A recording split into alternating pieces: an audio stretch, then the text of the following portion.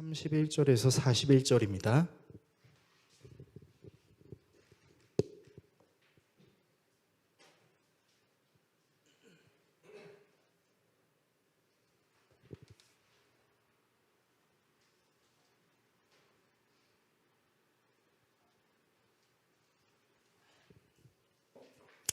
신약성경 160페이지 정도에 있는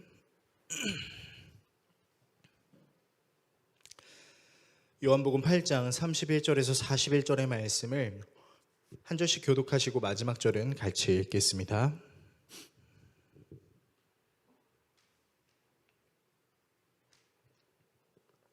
다 찾으신 줄로 알고 하나님의 말씀 읽겠습니다. 그러므로 예수께서 자기를 믿은 유대인들에게 이르시되 너희가 내 말에 거하면 참으로 내 제자가 되고 진리를 알지니 진리가 너희를 자유롭게 하리라. 그들이 대답하되 우리가 아브라함의 자손이라 남의 종이 된 적이 없거늘 어찌하여 우리가 자유롭게 되리라 하느냐. 예수께서 대답하시되 진실로 진실로 너희에게 이르노니 죄를 범하는 자마다 죄의 종이라. 종은 영원히 집에 거하지 못하되 아들은 영원히 거하나니 그러므로 아들이 너희를 자유롭게 하면 너희가 참으로 자유로우리라. 나도 너희가 아브라함의 자손인 줄 아노라. 그러나 내 말이 너희 안에 있을 곳이 없으므로 나를 죽이려 하는도다. 나는 내 아버지에게서 본 것을 말하고 너희는 너희 아비에게서 들은 것을 행하느니라. 대답하여 이르되 우리 아버지는 아브라함이라 하니 예수께서 이르시되 너희가 아브라함의 자손이면 아브라함이 행한 일들을 할 것이거늘 지금 하나님께 들은 진리를 너희에게 말한 사람인 나를 죽이려 하는도다. 아브라함은 이렇게 하지 아니하였느니라. 같이 읽습니다. 너희는 너희 아비가 행한 일들을 하는도다. 대답하되 우리가 음란한 데서 나지 아니하였고 아버지는 한 분뿐이시니 곧 하나님이시로다. 아멘. 오늘 여러분과 함께 예수님의 일생 84번째 시간 무엇을 자유라고 말할 것인가 라는 주제로 하나님의 말씀 나누도록 하겠습니다. 오늘 본문은 굉장히 유명한 말씀입니다. 교회를 다니는 사람도 교회를 다니지 않는 사람도 예수님께서 이 말씀을 하셨다라는 것을 잘 알고 있습니다. 바로 자유에 대한 내용입니다. 오늘 본문의 내용을 간략하게 요약해드리면 이렇습니다. 초막절 마지막 기간에 그러니까 8일째 즈음에 예수님께서 예루살렘 성전에서 유대인들에게 자신이 하나님과 같은 존재임을 계속 말씀하시고 그곳에 있던 사람들이 예수님을 믿기 시작했습니다. 여기서 믿었다라는 말은 엄밀히 말하면 완전히 신뢰한다라기보다는 예수님이라는 존재를 인지하기 시작했다라고 이해하시는 것이 편할 것입니다. 마치 우리나라 사람들이 이순신 장군이 우리나라를 지키기 위해서 왜적들을 토벌했다라는 것을 알고는 있지만 그래서 그 이순신을 위해서 내 모든 것을 바칠래요, 이순신 장군께 내 삶을 드릴게요 라고 하지는 않는 수준 말이죠.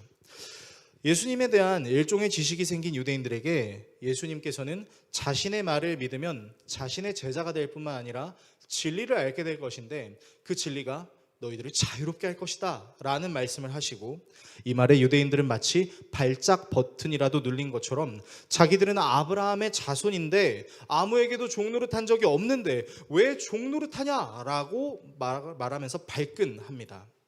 그렇지만 예수님은 그 유대인들에게 죄를 짓는 사람들은 다 죄의 종들이고 종은 영원한 가족이 될 수 없지만 아들은 영원한 가족의 한 사람이 될 수 있으며 너희는 육신으로는 아브라함의 자손이지만 아브라함이 하지 않은 일, 즉 진리를 전해주는 존재를 죽이려고 하고 있다라고 말씀하십니다. 쉽게 말해서 예수님의 말씀을 들은 유대인들이 가지고 있었던 믿음은 예수님이 기뻐하시는 믿음은 아니었다라는 것이죠. 이들은 스스로 자유하다라고 생각하고는 있지만 실상은 자유하지 않았던 것입니다. 따라서 오늘은 여러분과 이 본문을 통해서 믿음과 자유에 대한 내용을 좀 살펴보려고 합니다. 본문을 통해 다음의 내용을 살펴보려는데요. 먼저 믿음의 착각에 대해 살펴보겠습니다. 그리고 자유의 착각에 대해 살펴보겠습니다. 마지막으로 무엇이 진정한 자유인가에 대해 살펴보겠습니다. 믿음의 착각, 자유의 착각, 무엇이 진정한 자유인가, 이 세 가지 내용을 살펴보고 기도하도록 하겠습니다. 첫 번째, 믿음의 착각입니다. 자, 분명 예수님의 말씀을 듣고 있었던 많은 유대인들이 예수님을 믿기 시작했어요. 자, 그런데 이 유대인들이 예수님을 믿었던 것에 대해서 좀 더 정확하게 말씀드리자면 설교의 서두에 언급해드렸던 것처럼 이들은 예수님께 자기네 삶을 의탁하려는 수준이 아니라 그냥 예수라는 존재가 있구나라는 것을 인지하는 수준이었다라는 것입니다. 그래서 이 사람들이 이제 본문 30절에 믿었다, 31절에 믿었다라는 내용을 원어로 살펴보게 되면 그 부정과거 형태로 이 단어가 기록이 되어 있는데, 이 말이 무슨 말이냐면 이제 이 사람들의 인지가 시작됐다. 이 믿음을 온전한 믿음이라고 말하기에는 다소 부족한 형태이다라고 말할 수 있는 것이죠. 자, 그리고 부족한 믿음을 가지고 있는 자들이 보일 수 있는 특징이 있습니다. 그것이 무엇이냐면 예수님께서 자유에 대해 말씀하시기 시작하니까 이 사람들이 마치 발작 버튼이 눌린 것처럼 분노하며 나는 종이 된 적이 없어요 라고 말합니다. 근데 여러분, 이 모습을 자세히 보시면 예수님께서 하시는 나는 세상의 빛이다, 나는 하나님으로부터 보냄을 받았다, 이런 말들에는 이 유대인들이 동의를 하는 겁니다. 그런 것 같아. 그런데 이 예수님께서 말씀하시는 진리를 너희가 알게 되면 그 진리가 너희를 자유롭게 할 것이다 라는 이 말에는 동의하지 않는 겁니다. 즉, 이들이 가지고 있는 믿음은요, 자기들이 동의할 수 있는 것에 대해서는 인정하고 신뢰하지만 자기들이 동의할 수 없는 부분에 있어서는 인정하지 못하고 신뢰하지 못하는 것이다 라고 말하는 것과 같습니다. 자, 그리고 이런 유대인들의 모습은요, 오늘을 살아가고 있는 우리들에게도 사실 심심찮게 나타날 수 있습니다. 자, 이를테면 이런 것입니다. 자, 한국교회를 출석하고 있는 사람들에게 나타나는 신기한 모습들 중에 한 가지는요, 상대방이 그리스도인임을 알고 싶을 때 하는 질문이 있습니다. 어떤 질문을 하냐면 이런 질문이에요. 예를 들어서 여러분들이 이제 회사에서 이제 직장 동료들과 밥을 먹다가 이제 이렇게 신앙 얘기가 나온 거예요. 근데 이 사람이 제법 신앙 얘기를 잘 하는 것 같아요. 그럼 우리는 이렇게 말합니다. 그 사람이 그리스도인이라고 생각하면서 혹시 교회 다니세요? 라고 얘기를 하는 것이죠. 근데 여러분, 사실 생각해보면 교회라는 곳은요, 예수님을 알지 못하거나 예수님을 별로 알고 싶지 않은 사람들도 왔다 갔다 할 수 있는 장소가 될 수 있습니다. 우리 송지호 성도님도 처음에 자기 의지로 교회를 나가지 않았고 사랑하는 아내의 부탁으로 인해 어쩔 수 없이 교회를 나가는 척 했던 과거가 있었어요. 그렇죠? 물론 지금은 자원하는 마음으로 교회에 나오시는 걸로 제가 잘 알고 있는데, 우리 신수란 성도님 추궁하지 않으시길 바라겠습니다. 아무튼 교회라는 장소는 믿음이 없어도 사람들이 올 수 있어요. 어떤 곳이지 하고 경험하러 와볼 수도 있다는 것이죠. 또 부모의 강요에 의해 효도 차원으로도 출석할 수 있습니다. 저는 우리 은찬이가 효도의 차원을 넘어서서 정말 주님을 경험하게 되는 귀한 은혜가 나올 줄로 저는 확신합니다. 강요하는 건 아니니까 오해하지 말자. 하나님께서 역사하실 걸 난 믿고 있어. 그리고 가끔 부활절이나 크리스마스 때가 되면 아내나 남편의 부탁 때문에 나오는 사람들도 있습니다. 그래서 부활절엔 계란 먹으러 오고 성탄절에는 선물 받으러 옵니다. 그런 경우로 교회로 올 수도 있다는 거예요. 그래서 사실 당신에게 믿음이 있냐 없느냐라는 것을 질문하고 싶을 땐 교회 다니세요? 라고 말하는 것은 일종의 부족함이 있다는 것이죠. 오히려 어떻게 물어볼 수 있어야 되죠?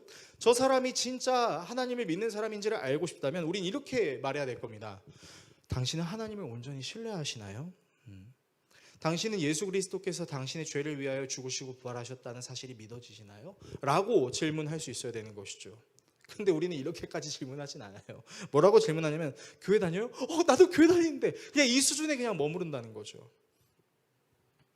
여러분, 교회를 다니면서도요, 모든 것을 하나님께 맡기지 못하는 사람들이 생각보다 굉장히 허다하고요, 하나님을 알면 알아갈수록 그 마음속에 나는 이런 하나님이라면 나는 믿고 싶지 않아 라는 꺾이지 않는 자아가 있을 수 있는 사람들도 제법 존재한다라는 것입니다. 왜냐면요, 우리 모두의 마음속에는 예수님이 말씀하시는 것을 믿고 싶은 마음도 있지만 또 다른 마음이 있어요. 무슨 마음이냐면 그 예수님이 하시는 것을 믿고 싶지 않은 마음도 있을 수 있기 때문입니다.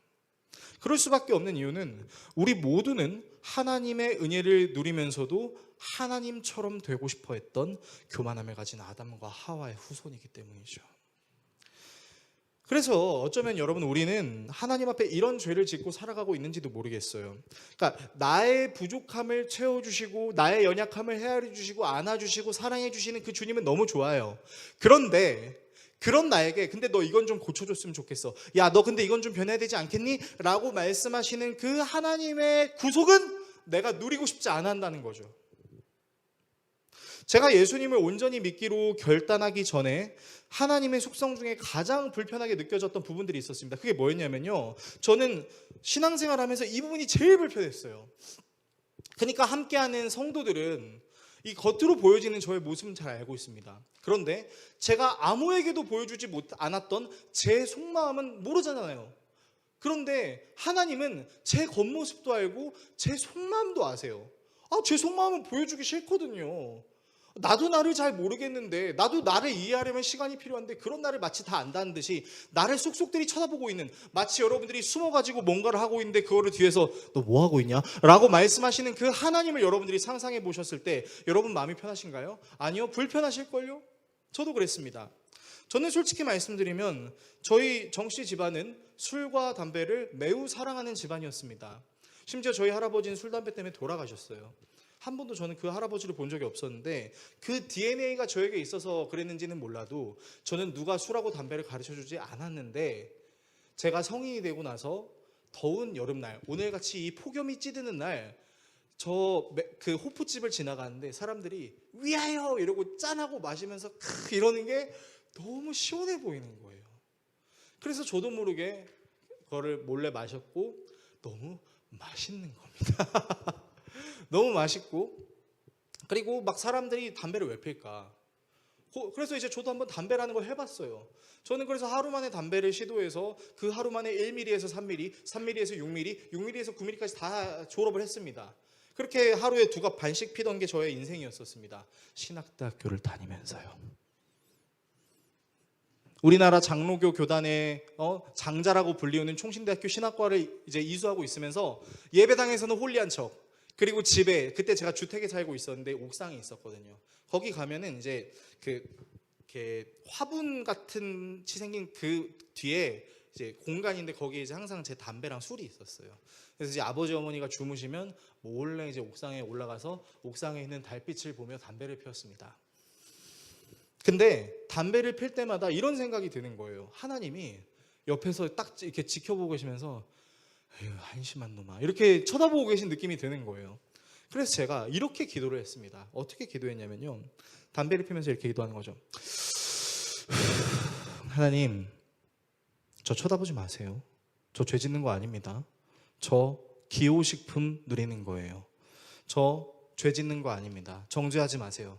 때가 되면 제 건강상의 이유로 저는 담배와 술을 끊을 겁니다. 그때까지 정죄하지 마세요. 그렇게 기도를 했었어요. 그리고 시간이 지나서 제가 한 가지 깨달은 것이 있었습니다. 이런 저의 행위는 내가 원하는 것만을 하려고 하는, 하나님께서 내가 원치 않는 것을 하라고 말씀하실 때는 순종하지 않으려고 하는 저의 교만함이 있을 수 있다라는 것을 제가 깨달았다라는 것이죠.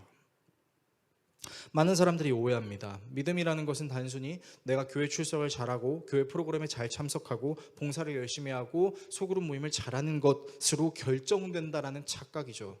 그런데요, 여러분, 믿음이라는 것은요, 그런 나의 행위로부터 비롯되는 것이 아닙니다. 사실 믿음은 바로 이 부분에서 시작합니다. 무엇이냐면 내가 하나님의 은혜 없이는 나는 비참한 존재가 될 수 있음을 인정하는 것에서 시작됩니다. 그리고 그 나의 비참함을 인정하기 시작할 때는 무엇도 인정할까요? 내가 사실은 하나님께서 나에게 해주시는 말씀이 내가 좋아서 하는 거, 좋은 거면은 받아들이지만 좋지 않으면 받아들이려고 하지 않는 나의 마음조차도 비참한 존재로 인식하게 만들죠. 그래서 여러분, 세례 요한도 예수님도 이 땅에 복음을 전하실 때마다 가장 먼저 하시는 말씀이 있었습니다. 여러분, 그게 뭔지 아시나요? 회개하라, 천국이 가까이 왔다 했습니다. 여러분, 여기서 회개하라 라는 말은요, 내가 비참한 존재라는 것을 인지하는 겁니다. 하나님이라는 존재가 있다라는 것을 알고 있음에도 불구하고 여전히 그 하나님 아버지 앞에 굴복하지 않으려고 하는, 그러나 내 힘으로 내 삶을 살아낼 수 없는 나의 연약함, 이 모든 것들이 결국 나는 하나님의 은혜 없이는 비참한 존재라는 것을 알게 되는 것. 그리고 이 부분을 정확하게 깨닫지 못하면 우리는 계속해서 반복해요. 무엇을요? 하나님께 기도할 때 내가 원하는 형태로 하나님께 기도하고 하나님께서 나에게 주시는 응답이 내가 원하는 응답이 아니면 듣지 않으려고 한다는 겁니다. 그래서 죄송한 말씀이지만 어떤 분들은 신앙생활하면서 이렇게 말씀하시는 경우도 계세요. 만약에 하나님이 이런 하나님이면 난 믿기 싫어. 만약에 하나님이 나에게 이런 신앙생활을 요구한다면 난 하기 싫어. 여러분, 이거 상당한 교만입니다. 그리고 그것은 어쩌면 겉으로는 믿음이 되게 훌륭해 보일 수 있지만 사실은 그 믿음이 누구보다 매우 연약할 수 있다라는 것, 내 믿음에 내가 착각을 가지고 있다라는 것을 우리는 알 수 있게 된다는 것이죠. 두 번째, 자유의 착각입니다. 예수님이 유대인들에게 진리를 알게 되면 너희가 자유로울 거야 라고 말씀하셨을 때 유대인들의 발작 버튼이 눌렸습니다. 그리고 말하죠. 우리는 아브라함의 자손이라서 종이 된 적이 없습니다 라고 얘기합니다. 자, 그런데 여러분, 예수님이 유대인들의 이 말을 듣고 무슨 생각을 하셨을까요? 아마 제가 예수님이라면 좀 어이가 없었을 것 같아요. 왜냐하면 여러분, 이스라엘의 역사는 사실은 종노릇의 연속이었다는 것을 혹시 여러분 알고 계시나요? 야곱의 12아들로 인해서 이스라엘의 규모가 커지게 되면서 이스라엘이라는 국가가 형성되었습니다. 자, 근데 그 이스라엘이라는 사람들이 어디에 종노릇을 했죠? 이집트에 430년 종노릇을 했습니다. 그래서 그 이집트를 탈출해서 하나님이 약속하신 땅 가나안까지 갔어요. 그리고 그 가나안 토벌 전쟁을 하게 되면서 가나안에 정착했지만 그곳에서 무슨 일들이 일어나죠? 진멸하지 않았던 민족들의 침입들이 있었죠. 그래서 그 침입으로부터 이스라엘 사람들을 지키기 위해서 나타났던 존재가 사사였습니다. 여러분들이 가지고 계신 구약성경 사사기에는 한 가지 사이클 루틴이 있어요. 어떤 사이클 루틴이 있냐? 그들이 하나님을 찬양해서 복을 누렸다가 하나님이 아닌 이방신들을 섬김으로 하나님이 진노하셔서 이방 국가를 통해서 이스라엘을 심판하시고 이스라엘은 다시 하나님께 회개하고 그 회개를 함으로 하나님이 그들에게 승리를 주시는 이 사이클이 계속 반복됩니다. 그래서 사사시대 때도 사실 온전한 이스라엘의 모습이었다고 하기는 어렵습니다. 그나마 다윗이나 솔로몬 시대 때는 이 이스라엘이 부강하게 되긴 했죠. 근데 그것도 잠깐이었습니다. 결국 이스라엘은 북이스라엘과 남유다로 갈리게 되고 북이스라엘과 남유다도 각자 멸망하게 되죠. 아수르라는 나라와 바벨론이라는 나라에 의해 멸망당합니다. 그리고 그렇게 바벨론의 포로로 지내고 나중에 바벨론을 페르시아가 점령하게 되면서 그 페르시아 왕 고레스로 인해서 이제 귀한 명령을 받게 돼서 귀환하죠. 근데 거기서 끝이었습니까? 아닙니다. 지금 이 요한복음의 시대는 어떤 시대였죠? 이스라엘 사람들이 로마의 속국이었던 상태였죠. 그래서 우리는 가늠한 여인 사건을 다뤘을 때 분명한 사실을 알 수 있었던 게 뭐였습니까? 이 사람들에게는 이 가늠한 여인을 자기 식대로 심판할 수 있는 권한이 없었다라는 거죠. 왜요? 그때는 그 지역을 다스리는 로마 총독 본디오 빌라도의 허락이 있었어야 됐으니까요. 그러니까 여러분, 사실 유대인들에게는요 자유가 없었어요. 그러면 유대인들이 이 사실을 몰랐을까요? 아니죠. 유대인들도 이 사실을 알았습니다. 그럼에도 불구하고 이들이 예수님이 말씀하시는 자유에 대해서 민감한 반응을 보였던 이유는 뭐였냐면요, 이들은 이들 자신을 자유롭게 할 수 있는 메시아에 대한 믿음이 있었기 때문이죠. 그리고 그 메시아에 대한 약속은 아브라함의 자손에게 일어날 것이다라는 확신이 있었기 때문이죠. 이스라엘 사람들은 믿었습니다. 무엇을요? 다윗과 솔로몬의 시대에 화려했던 그 이스라엘의 모습, 그 어떤 나라도 우리를 함부로 할 수 없는 부강했던 이스라엘의 모습, 모든 나라를 자기들 마음대로 지배할 수 있고 내 멋대로 할 수 있었던 그때의 자유를 꿈꾸고 있었다는 것이죠. 그래서 유대인들은 자기들이 언젠가 재림하시게 될 그 메시아로 인해 다윗과 솔로몬의 시대에 확실했고 너무나 찬란했던 그 힘을, 그 자유를 내가 회복될 것이다라고 믿고 있었습니다. 그런데 이들이 꿈꾸고 있는 자유에 빠져 있는 게 있었어요. 무엇이었냐면 바로 아브라함이 추구했던 자유였습니다. 자, 예수님께서는 이들이 추구하는 자유에 아브라함이 추구했던 자유가 없었던 사실을 깨닫고는 이렇게 말씀하시죠. 너희는 겉으로는 아브라함의 자손이지만 너희들은 아브라함이 하는 일을 하지 않는다라고 말입니다. 자, 그러면 아브라함이 했던 일이 도대체 무엇이었을까요? 여러분, 아브라함이 추구했던 자유는요, 여러분이 창세기 12장에서 한 24장까지를 잘 살펴보면 아시겠지만, 여러분, 아브라함의 생애는요 순환의 연속이었습니다. 처음에 하나님께서 그 갈대아 우르에서 살고 있었을 때 부르시죠. 내가 너에게 보여줄 땅으로 가라. 그래서 아브라함이 갔어요. 자기의 아버지와 함께. 어디로 갔냐면 하란이라는 곳으로 갔죠. 그리고 그 하란이 약속의 땅인 줄 알았어요. 거기 그 장면이 바로 창세기 12장의 장면입니다. 그러니까 창세기 12장의 장면은 아브라함이 두 번째 하나님의 부름을 받았을 때예요. 그때 하나님께서 또 말하죠. 내가 너에게 줄 땅으로 가라. 그때 아브라함이 가지 않습니까? 여러분, 그게 쉽다라고 생각하십니까? 그렇지 않습니다. 그 하란이라는 땅에서 자기의 아버지가 만드는 그 우상 조각물을 판매해서 번 돈으로 잘 살고 있었던 그 아브라함이 자기가 누리고 있는 모든 것을 다 내려놓고 떠나는 것은 쉬운 일이 아니었어요. 또 무슨 일이 있었습니까? 자기의 조카 롯과 함께 거주할 땅에 대한 다툼도 있었어요. 또 무슨 일이 있었습니까? 여러분, 이 아브라함은 자기의 누이를 자기의 아내를 누이로 속여가지고 이방 땅에 팔아버리려는 그런 위기도 겪었습니다. 그리고 가장 큰 위기를 겪었었죠. 어떤 위기죠? 하나님께서 약속으로 주셨던 자기의 독자 이삭을 제물로 바치라는 하나님의 말씀을 들은 적도 있었죠. 자, 여러분이 아브라함이라고 한번 생각해 보십시다. 여러분이 아브라함이라면 이 성경에 등장하는 하나님이 아브라함으로 받았던 모든 명령들에 여러분은 잘 순종하실 수 있겠습니까? 저라면 매우 고민이 됐을 것 같아요. 다 내려놔야 됐으니까. 하나님 한 분만 바라봐야 됐으니까.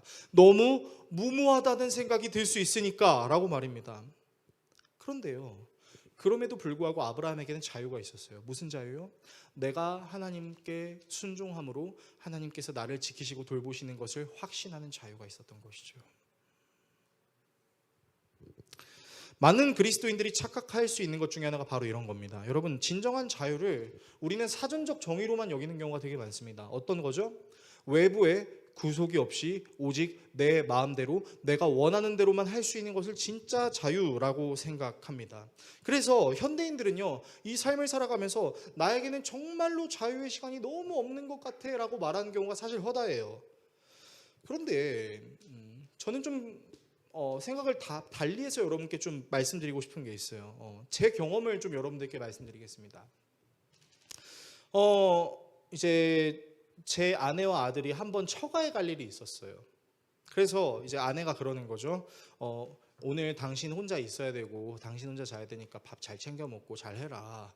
그래서 저는 이제 알았다, 걱정하지 말고 가라 하고 아내가 집을 나가고 제 아들이 유치원으로 간 순간 그때부터 천국이 시작되었습니다. 그때부터 저는 아내가 먹지 말라고 말했던 음식들을 잔뜩 꺼내서 무엇을 먹어볼까요? 알아맞혀 보세요. 콧노래를 부르면서 아내가 먹지 말라고 하는 삼각김밥을 사서 먹었고 컵라면을 사서 먹고 치킨을 먹는 거죠. 그러면서 아내가 싫어하는 게임도 킵니다. 오랜만에 리그 오브 레전드를 켜가지고 막 재밌게 즐깁니다. 1시간을 즐겨도 2시간을 즐겨도 아내와 아들이 오지 않는 자유함에 저는 아주 기뻐하며 오락을 계속하는 거예요. 그러다가 이제 아내가 걱정할 것 같은 타이밍에 한번 전화를 하는 겁니다. 여보, 저녁 먹었어? 잘 있지? 나도 잘 먹었어. 아내가 물어봐요. 뭐 먹었어? 걱정하지 마. 냉장고에 있는 거 먹었어. 자, 저는 거짓말을 하지 않았어요. 냉장고 안에 삼각김밥 넣어놨으니까 저는 거짓말을 하지 않은 거예요. 저는 하나님 앞에도 당당할 수 있어요. 어쨌든 그렇게 아내를 안심시킵니다. 그리고 아내에게 잘 자라고 인사를 한 뒤 저는 다시 OTT를 켜가지고 제가 보고 싶었던 영화나 드라마를 켜는 거죠. 그리고 침대에서 잘 필요가 없어요. 소파에서 OTT를 켜놓고 시원한 에어컨을 켜놓고 그리고 내가 언제 잠드는지도 모르고 이러다가 잠들어서 깨는 그런 자유, 너무나 행복했습니다. 딱 하루만 행복했어요. 아내가 와야 되는데 안 오는 것 같아요. 아들이 와야 되는데 안 오는 것 같아요. 아내가 삼각김밥 먹지 말라고 잔소리했던 그 말이 이상하게 그리워지기 시작했어요. 그리고 아내가 빨리 돌아와 줬으면 좋겠고 아내가 없고 아들이 없으니까 이상하게 잠도 잘 오지 않았던 것 같아요. 그러니까 저는 사실은 아내가 없고 아들이 없었을 때 제가 하고 싶은 모든 것을 다 했지만 그 다 하는 것이 주는 만족감은 하루가 지나지 않았다는 것이죠. 물론 여러분은 모르겠습니다. 여러분은 아내와 아들이, 남편하고 딸이 한 일주일, 한 달간 자리 비우는 걸 원하실 수도 있겠지만 저 같은 경우에는 하루 정도였던 것 같아요. 그냥 그 하루만 자유를 누린 것 같았지만 사실 제가 진짜 자유로울 수 있는 거는 저를 사랑하는 아내가 제 옆에 있었을 때, 저와 아내의 사랑을 받는 제 아들이 제 옆에 있을 때 제가 진짜 제 자신이 될 수 있고 자유로울 수 있다는 것을 깨닫게 된 것이죠. 여러분, 하나님을 믿는 사람들에게 필요한 진정한 자유는 하나님조차도 우리 멋대로 흔들 수 있는 자유가 아닙니다. 여러분, 물고기가 물고기로 살려면 물이 필요하고 사람이 사람으로 살려면 산소가 필요한 것처럼 그리스도인들은 하나님의 다스리심의 영역 안에 있을 때 진정한 그리스도인이라는 자유를 누릴 수 있게 되는 거죠. 그럼에도 불구하고 무서운 것이 무엇이죠? 우리는 때때로 우리를 고치시려고, 우리를 깨닫게 하시려고 개입하시려는 그 하나님의 자비하신 구속조차도 진정한 자유로 누리지 못할 수 있는 연약함이 있다는 것이, 그것이 바로 우리가 자유를 착각하는 것이 될 수 있다는 것입니다. 세 번째, 무엇이 진정한 자유인가입니다. 오늘 본문은 우리에게 믿음과 자유에 대해 착각할 수 있는 것이 무엇인지를 가르쳐주고 있습니다. 하나님 앞에 내가 인정하는 것만 믿고 인정하지 않는 것은 믿지 않는 것이 믿음의 착각이 될 수 있다는 것을, 아무도 나를 구속하지 않는 것이 진짜 자유가 아닌 하나님의 구속 안에 있는 것이 진정한 자유라는 사실을 오늘 본문은 우리에게 이야기하고 있습니다. 즉, 하나님의 모든 말씀을 따를 수 있고 모든 상황과 환경 속에서 하나님의 말씀을 기준으로 행동하는 것이 진정한 그리스도인의 믿음과 자유라고 할 수 있는 것이죠. 자, 예수님께서는 이런 것들을 가르치시기만 하신 것이 아니라 직접 본을 보여주셨어요. 예수님은 우리가 죄의 종된 신분을 가진 것을 긍휼히 여겨주시고 진정한 믿음과 자유를 얻게 하시려고 자신의 모든 자유를 제한하셨습니다. 모든 능력을 가지고 계신 분이 인간의 옷을 입었습니다. 여러분, 이게 무엇을 뜻하는 건지 아세요? 여러분, 예수님은 원래 배고픔을 느낄 필요가 없으신 분이셨습니다. 예수님은 원래 정신적 스트레스를 받으실 필요가 없으신 분이셨습니다. 예수님은 원래 관계의 어려움을 느끼실 필요가 없으신 분이었어요. 우리가 신약시대의 예수님을 지금 묵상하고 있지만 저는 그런 재미있는 상상이 들기도 합니다. 만약 예수님이 21세기 이 시대에 사역을 하셨다면 저는 아마 이렇게 생각이 될 것 같아요. 일단 예수님은 탈모가 왔을 거예요. 예수님은 탈모가 왔을 것이고요. 예수님은 암에 걸리셨을 겁니다. 너무 힘들고 너무 지치셨을 거예요. 극도의 스트레스를 받으셔야 됐으니까요. 그럼에도 예수님은 자기 자신을 인간의 모습으로 제안하셨죠. 또한 예수님은 모든 사람들을 심판하실 수 있는 권세가 있으셨습니다. 그럼에도 불구하고 모든 사람들이 하나님의 자녀라는 진정한 자유의 상태로 변화시켜 주시기 위해 스스로가 종이 되셨어요. 여러분, 예수님이 유대인들에게 당하셨던 참혹한 모습을 생각하면 우리는 항상 이런 모습을 상상해요. 어떤 모습? 예수님께서 채찍질을 당하시고 침뱉음과 조롱을 당하시고 골고다 언덕에 십자가를 이렇게 막 메고 가다가 이제 그거를 혼자 지지 못해서 사람이 도와줘서 겨우 지고 가는 모습, 그리고 십자가에 팔을 벌려가지고 딱 못 박혀있는 그 모습 말이죠. 근데 예수님이 십자가에 못 박혀있는 그 모습을 볼 때마다 항상 예수님에게는 한 가지 옷자락이 걸쳐져 있습니다. 그리고 그 옷자락은 정말 공교롭게도 중요 부위만을 가리고 있는 옷자락처럼 보입니다. 근데 여러분, 예수님이 당하셨던 형벌에는요, 옷자락을 걸치는 게 원래 없었어요. 무슨 말입니까? 예수님은 원래 나체로 달리셨다고요. 차마 그거를 현대적으로 대놓고 표현할 수가 없으니까 옷자락을 걸쳐 놓은 걸로 표현하고 있는 거지, 여러분 성경을 제대로 알고 그 역사를 제대로 배우면 예수님이 나체로 달렸다는 것을 알 수 있습니다. 얼마나 치욕스러운 장면입니까? 종보다도 못한 존재예요. 여러분, 예수님이 이렇게 십자가 사역을 감당하신 이유는 죄의 종들이 아버지의 집에 거하기 위함이었고, 예수님은 이 사역을 천국이라는 아버지의 품을 떠나 지옥과도 같은 이 세상으로 오셔서 감당하신 것이죠. 그리고 이런 예수님의 사역으로 지성소의 휘장이 찢어지고 모든 사람들이 예수님의 이름을 믿을 수 있는 믿음으로 하나님 아버지께 담대히 나아갈 수 있는 기회를 얻었죠. 그뿐만 아니라 예수님을 믿게 되면 받게 되는 성령의 은혜는 우리에게 하나님을 아빠 아버지라고 호칭할 수 있는 권한을, 그리고 아빠 아버지신 하나님께 마음껏 구할 수 있는 권한을, 모든 상황과 환경 속에서 주님의 영이신 성령이 나와 함께 하심을 통해 나는 아무리 힘들고 어려워도 내 영혼이 죽지 않고 끝까지 이기게 하시는 그 하나님의 은혜를 우리가 맛볼 수 있는 그 자유를 우리가 누릴 수 있는 것이죠. 여러분, 이 자유는 그저 무조건 내 멋대로 하고 내가 이해가 안 되면 안 하고 내가 좋아하는 것만 하는 그런 방종의 자유가 아닌 나를 진정한 그리스도인으로 만들어주시는 자유로 적용될 수 있다는 것이죠. 자, 중요한 건 여기서부터예요. 그럼에도 불구하고 우리가 이 자유를 추구하지 않고 다른 자유를 자꾸만 추구하고 싶은 이유는 이런 예수님의 능력보다도 돈이 우리를 더 자유롭게 해주는 것처럼 느껴지고 보장된 노후와 안정적인 미래가 우리를 더 자유롭게 해주는 것처럼 느껴지기 때문입니다. 분명히 예수님께서는 천국은 이미 너희들의 마음 안에 있다라고 말씀하셨음에도 불구하고 그 천국이 내가 원하는 천국이 아니라서 나는 예수님을 통해 만족을 얻으려고 하기보다는 좀 더 돈을 벌 수 있게 해주는 것, 그리고 그 돈을 통해서 내가 누릴 수 있는 휴가와 재미, 그리고 보장된 그 미래만을 더 나은 나의 자유라고 생각한다라는 것이죠. 물론 이 세상의 재물이나 보장된 미래가 우리를 자유롭게 느껴지게 해줄 수 있습니다. 저도 돈 좋아합니다. 저도 예수님 진짜 사랑하거든요. 근데 저도요, 좋은 음식 좋아하고요, 저도 좋은 차 타면 진짜 좋아해요. 가끔 제가 아는 성도들이나 지인들의 이제 그 외제차를 타면 저도 모르게 막 감동이 몰려옵니다.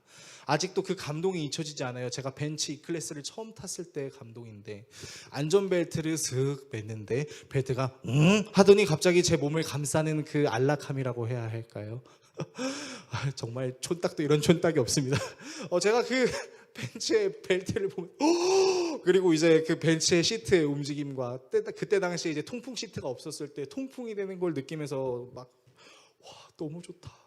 괜히 목사한다고 했나? 막 이런 생각을 했던 뭐 그런 적도 있었습니다.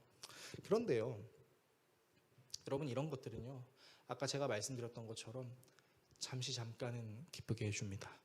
잠시 잠깐요. 마치 이런 것 같습니다. 커다랗게 난 내 몸의 상처에 통증을 잊게 해주는 일종의 진통제 같습니다. 잠시 내 지갑에 5만 원권 지폐가 많이 있으면 잠깐은 좋습니다. 그런데 그 많은 5만 원권의 지폐가 제 영혼을 구원해 주지는 않습니다. 잠시 잠깐 현실에 찌들은 나에게 잠깐의 한박 웃음을 짓게 해줄 수는 있지만 영원한 웃음으로 만들어주진 않습니다. 진통제가 그 역할을 다하면 다시 통증이 기억날 수 있듯이 돈과 보장된 미래가 주는 자유가 우리에게 사실은 진짜 치료제가 될 수는 없습니다. 오히려 돈과 보장된 미래는 우리를 게으르게 만들 수도 있습니다. 그래서 존 파이퍼 목사님께서는 보장된 미래와 통장에 쌓인 돈을 추구하는 사람들의 말로가 사실은 그 누구보다 더 참혹한 지옥과도 같은 미래가 될 수 있다고 말씀하신 적도 있었습니다. 저는 그 말씀에 100번 동의합니다. 왜요? 우리가 정말 그렇게 모든 것을 쌓아두고 살게 되면 그것에 우리의 모든 신경과 정신이 팔리게 돼서 결국은 자기개발적인 삶을, 결국은 내 삶은 그냥 돈으로만 정의될 수 있는 삶을 살게 되는 것과 다름없기 때문이죠. 돈이 많다고 보장된 미래가 있다고 해서 내가 완전해질 수 있는 것이 아닌 것처럼 말이죠. 여러분, 예수님을 믿는 것은 진통제를 투여하는 게 아닙니다. 그럼 예수님을 믿는 것은 무엇으로 우리가 적용할 수 있을까요? 여러분, 혹시 상처난 부위에 소독제를 발라보신 적이 다 있으실 겁니다. 우리는 흔히 이걸 빨간 약이라고 이야기합니다. 포름알데히드라고 하기도 하는데, 여러분, 상처가 크게 날 경우에 응급실에 가면 의사들이 뭐 하는지 아세요? 그 포름알데히드 같은 걸 따가지고 그 크게 난 상처에다 콸콸콸콸 부어요. 여러분, 그거 한번 당해보신 적 있으십니까? 저는 당해봤는데 진짜 너무 아파요. 진짜 쭉 들어가면서 막 소리 지를 것처럼 너무 아픈데, 그 고통의 시간이 지나잖아요. 그러면 그 상처는 회복이 됩니다. 여러분, 우리가 예수님을 치료제라고 믿는 이유는요, 우리가 예수님을 믿었다고 해서 그것이 마치 방금 우리가 먹었던 진통제처럼 빠르게 우리의 그 고통과 아픔을 잊히게 해주는 것은 아닙니다. 예수님을 믿으면서도 여전히 해결되지 않는 고통과 어려움들은 마치 진통제를 먹어야만 살 수 있는 것 같은 느낌을 우리에게 준다라는 것이죠. 그런데 여러분, 아무리 힘들고 아프고 어려워도 진통제가 아닌 치료제를 먹게 되고 치료제를 바르게 되면 회복이 됩니다. 여러분, 우리가 예수님을 믿는 것은 진통제를 투여하는 게 아닙니다. 상처의 아픔을 잠시 잊는 게 아닙니다. 그 상처와 아픔을 완전히 해결해 주실 수 있는 그 예수 그리스도를 우리가 계속해서 만나는 과정을 살아가는 것이 성경이 우리에게 말하는 성화의 과정인 것이죠. 그리고 그 쓰라린 고통이 회복되기 시작하면 우리의 무엇이 회복되냐? 하나님께서 원래 지으셨던 아름다운 형상이 회복되기 시작하는 것이죠. 그리고 그 회복된 우리의 형상들은 당장 나에게 먹을 것이 없어도, 당장 내가 무언가를 하지 못하도 나를 평안할 수 있게 해주시는 하나님의 계획으로 인도합니다. 여러분, 이게 자유입니다. 하나님께서 우리에게 주고자 하시는 자유는 너 뭐 필요해? 돈? 건강? 미래? 다 해줄게. 이게 아니라 돈과 건강과 미래가 나에게 좀 부족한 것처럼 보여도 그게 내 삶을 결정짓는 것이 아니라 내 삶에 돈과 보장된 미래와 건강을 주실 수 있는 그 하나님이 나와 함께 하신다는 것을 알고, 내가 무화과 나무잎이 마르고 포도 열매가 없어도, 감람나무 열매가 그치고 논밭에 식물이 없어도, 우리의 양떼가 없으면 외양간 송아지가 없어도 나는 여호와로 기뻐한다라는 하박국의 고백과 같은 것, 여러분, 이것이 주님께서 우리에게 주고자 하시는 진정한 자유라는 것입니다. 설교를 정리하겠습니다. 사랑하는 성도 여러분, 우리는 이 땅을 살아가면서 계속해서 믿음과 자유에 대한 고뇌와 고충을 겪게 될 거예요. 여전히 내 생각의 구조로 이해되지 않는 하나님의 말씀을 받아들이기 싫을 수도 있을 겁니다. 또 하나님 살아계신다면 어떻게 하나님께서 나를 이 지경에 내려놓으시나요? 라고 원망하고 싶은 순간도 있을 것입니다. 여전히 내 생각의 구조로 이해되지 않는 하나님의 말씀을 받아들이고 싶지 않을 수 있고, 치료의 하나님이 주시는 참된 회복보다는 진통의 역할을 하는 세상의 우상을 추구하고 싶어 할 수도 있을 것입니다. 그리고 그때마다 하늘 보좌 우편에서 우리를 위해 기도하고 계신 예수님을 생각할 때, 그리고 그 예수님을 떠올릴 수 있도록 우리를 도우시는 성령님을 의지할 때 우리에게 변화가 생깁니다.